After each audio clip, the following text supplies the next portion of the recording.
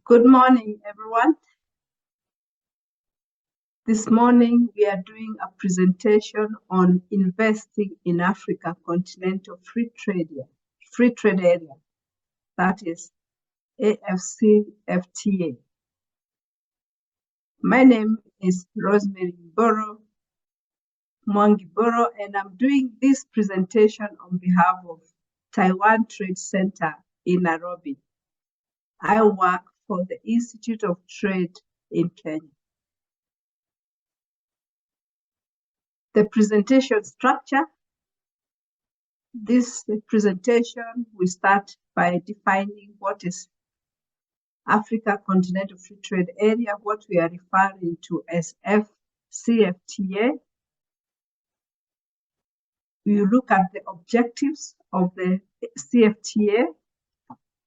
We also look at the basis for CFTA, which is the Regional Economic Communities, what we are referring as RECs, and the impact of CFTA to Ethiopia-Kenya trade. We also look at the investment potential in Africa Continental Free Trade Area.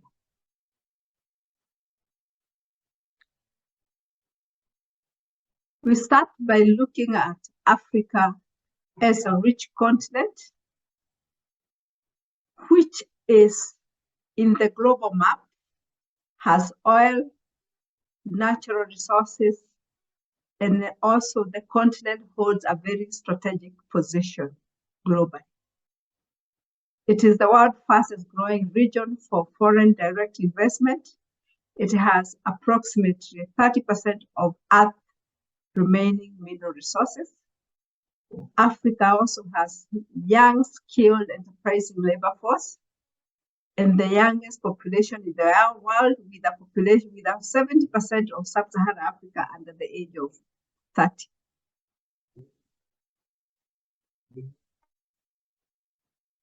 The map of Africa shows the rich resources in Africa, which include petroleum, agricultural produce like coffee, tea, and minerals like gold, diamond, copper, and many other minerals. What is Africa Continental Free Trade Area? This is a free trade area of 54 countries in Africa, with an estimated population of 1.4 billion people, combined GDP of 3.5 trillion, which was estimated by the UN as per June 2022. The Africa Continental Free Trade Area is a ratified agreement with some key tools yet to be finalized. We're talking about tariff reduction, which is to be reduced by 90%, and the negotiation has been completed. We have also the service trade liberalization, and we also have very clear rules of origin. The manuals for the implementation has been published this month of July 2022. And also the other task is identification of non-tariff barriers. At a later stage, the free movement of labor, capital, and ultimately a currency union is one of the objectives of the CFTA. General objectives of CFTA as per Article 3 of the protocol of the agreement is basically summarized as to create a single continental market for goods and services, and contribute to the movement of capital and natural persons, and facilitate investment building on initiatives and the development in state parties and the RECs.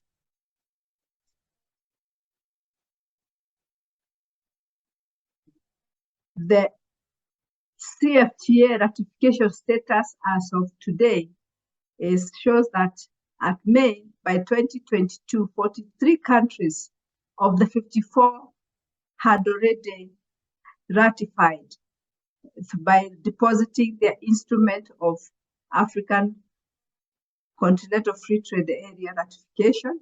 And this country include a list of what are in the presentation: Ghana, Kenya, all of them for 43 countries.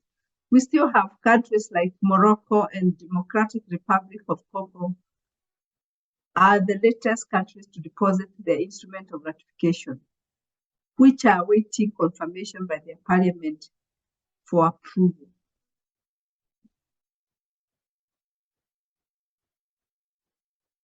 The agreement on the CFTA is very ambitious,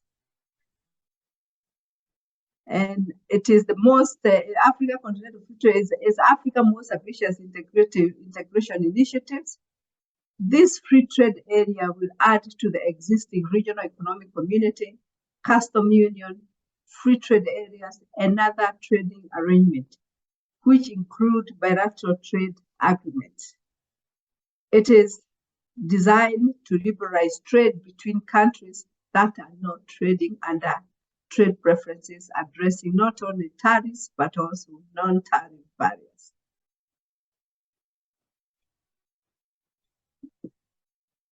Regional economic communities, which make up the African Continental Free Trade Area. Under Article 5 of the agreement contain the principle governing the FCFTA. The preamble to the agreement confirmed the REX FTAs as the building blocks of the CFTA. The preservation of acquis confirmed that the African Continental Free Trade Area will be built on what has already been achieved in the regional economic communities and acknowledge the 8 RECs recognized by African Union. Basically, what this means that the CFTA will build on already established blocks. We have East African Community, like you see, we have Arab Maghreb, there are 8 of them. We have a common market for Eastern and Southern Africa. We have Community for Sahara, East African Community, Economic Community for West Africa, Intergovernmental Authority, that is IGAD, Southern Africa Development Community, and Economic Community of Central African States. So these are the 8 RECs which the Africa Continental Free Trade Area is going to be built on.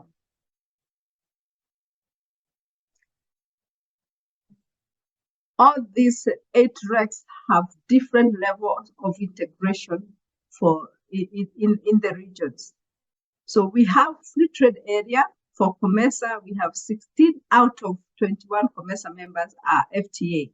That means that the 16 members enjoy duty-free of listed goods, of the listed goods they have put on their tariff numbers. They enjoy duty-free.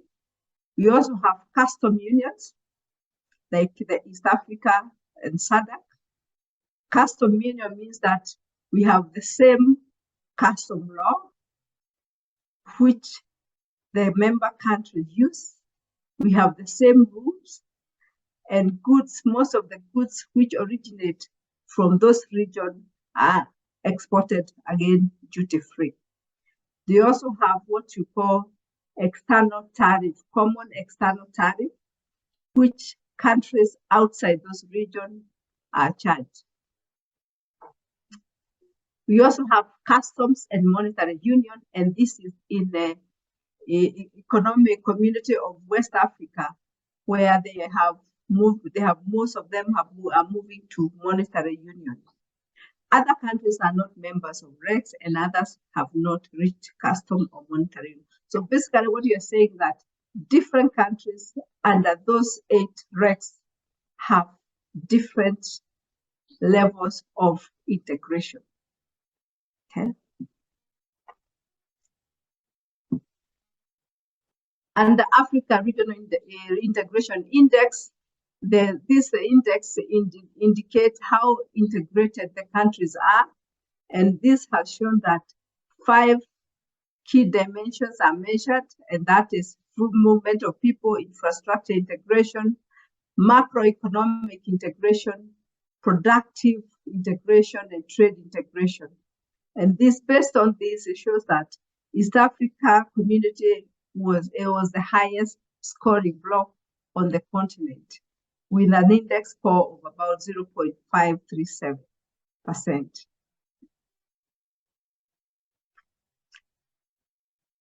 Africa Continental Free Trade Area impact on Kenya and Ethiopia trade.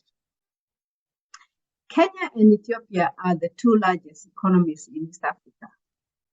Kenya is a member of East African Community, and Ethiopia is not, and Kenya and Ethiopia are COMESA members. However, Ethiopia has not acceded to COMESA Free Trade Area.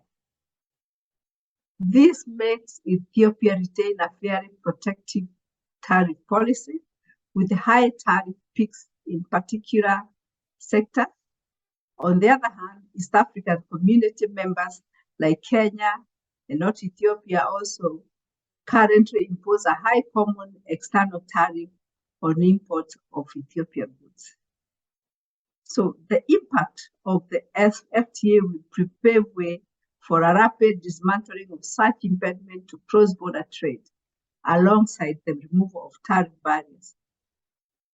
Again, the sectors which will benefit from CFTA are mainly agribusiness, agro-processing, etc., but this will be more clear once we start trading under the new rules of origins and tariffs to be published.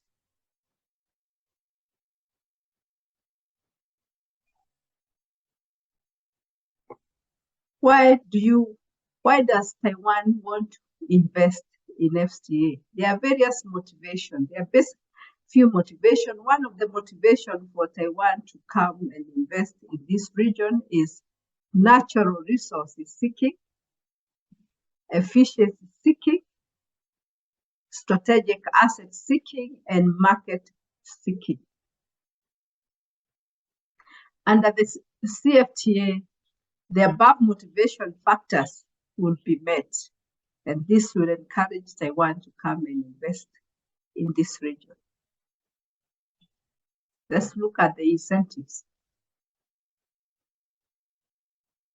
As mentioned earlier, Africa Continental Free Trade Area has a single expanded market of 1.3 billion of youthful population, which is also growing into middle class, and also a combined domestic product of up to $3.4 trillion.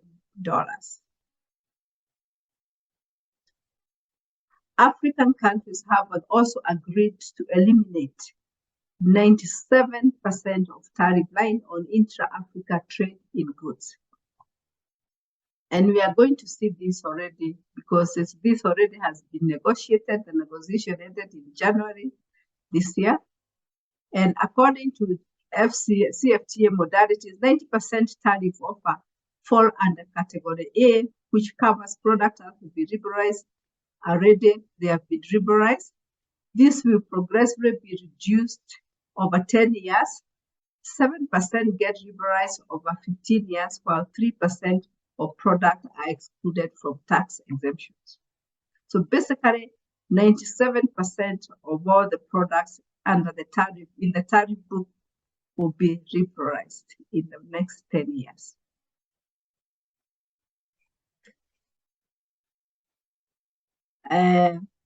Again, African Continental Free Trade Area published the rules of origin this month in July, and this is the guideline on the operationalization of African Continental rules of origin, and this will increase trade within state members. The tariff publication are expected to be done by the end of this year, when all the countries hand over their tariffs, which they have liberalized. The other motivation why Taiwan would be interested to come to invest in this region is that this region of CFTA in Africa enjoy very global, what you call global market access under various arrangements, and one of them is the GSP, that is Generalized Systems of Preferences.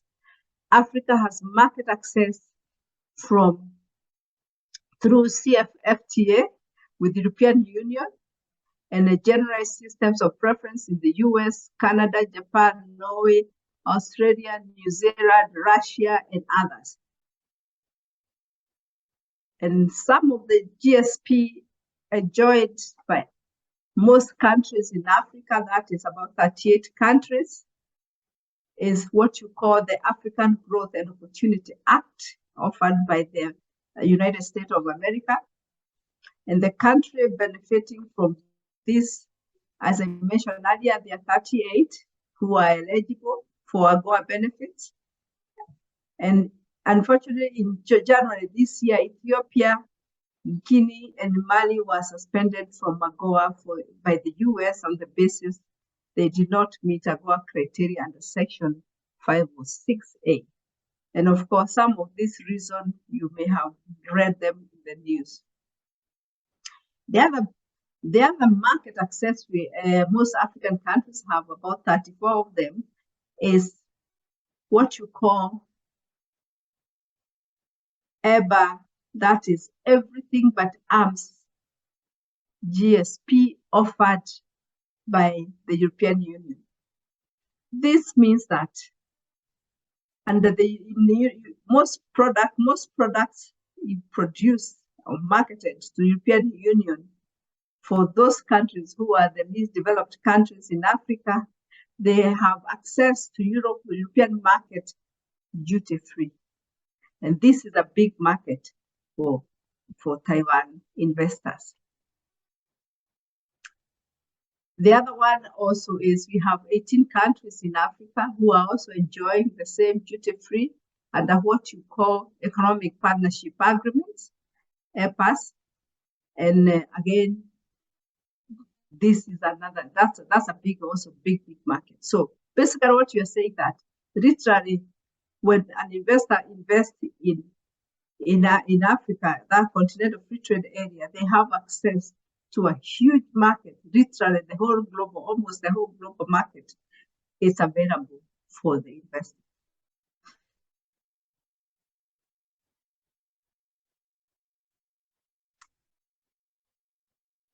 The other incentives which are there is that the CFTA agreement also promised to address many non-tariff concerns, which will help reduce cross-border trade costs for businesses and people. And also, the CFTA does not also focus on the issue of not only goods, but also on the trade in services, competition policy, intellectual property rights, investment, and dispute settlement. Again, this will also help improve policy coherence within the CFTA.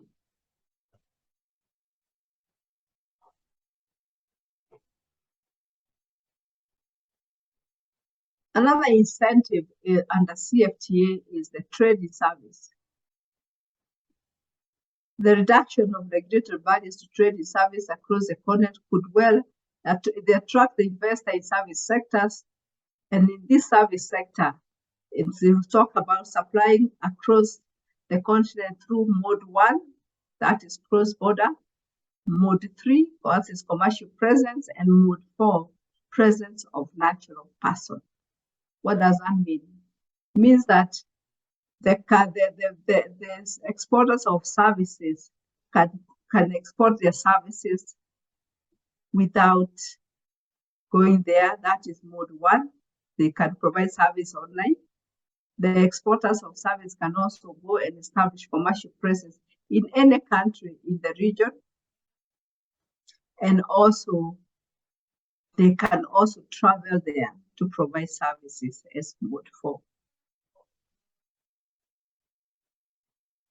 And of course, service liberalization benefits extend beyond services industries. Manufacturing firms will also benefit from service trade openness through the ease of access to more high-quality service inputs. These are the other benefits for investing in trade and service.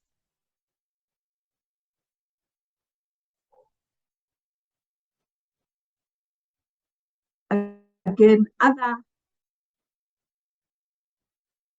arrangement under the CFTA is the protocol on investment endeavor to address barriers to investment entry in Africa. It will reduce time and cost of investment approval, enhance transparency, improve efficiency, and promote investment-related cooperation and coordination across continents, and also address a fragmented investment regulatory framework. This is what the protocol of CFTA intend to address. And also the other very important part is investors will have direct access to effective dispute settlement mechanism and access to remedies when their rights are violated by any host governments.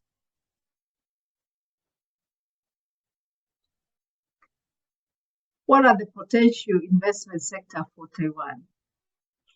Taiwan can invest in various kinds of infrastructures. Could be roads infrastructure. It could also be water and wastewater infrastructure, and also information technology. In energy, especially renewable energy, we have sunlight 364 days. Those are some of the area. Wind, those are renewable energies, which is really required. The other sector is in food processing. And more interesting these days is the blue economy. We have a big shorelines. The whole of Africa, we have a shoreline, literally have a shoreline, and we have fishing, industries, fish processing, cruise tourism, boat building and repair, and art. All these are sectors which have not been exploited, which Taiwan can take advantage of. Textile is another sector. As you can see, we have AGOA, which you have access to the market duty-free for textile. And this is another sector, and I think is an area which need to be explored by the investors.